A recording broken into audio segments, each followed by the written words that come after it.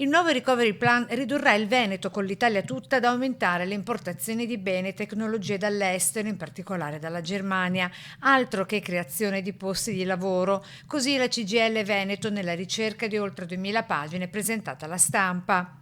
70 miliardi per la transizione ambientale, 50 miliardi per la transizione digitale, in realtà verranno spese per produzioni che verranno fatte da altri paesi.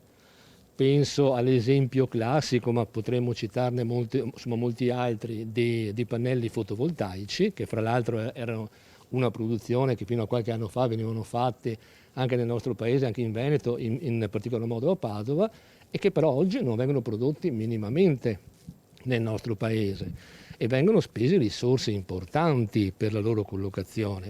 Studio la cui finalità è quella di fare in modo che le risorse del recovery vengano utilizzate per rafforzare le filiere industriali di produzione presenti nel nostro territorio, anche proponendo progetti di investimenti nei settori dei trasporti e dell'energia, come quello dell'idrogeno a Porto Marghera, e con l'idea di nuovi insediamenti con partecipazione anche pubblica. Peccato, dice sempre il sindacato, ci siano ambiti in cui la leadership pubblica sia stata dismessa, vedi Fincantieri. Questo è un altro tasto dolente, perché l'Italia dispone di eccellenze nell'industria pubblica, che possono essere chiaramente indicate: Fincantieri, Leonardo, l'ex Finmeccanica, o la holding di Cassa Depositi e Prestiti, che potrebbe essere uno straordinario braccio per creare politica industriale.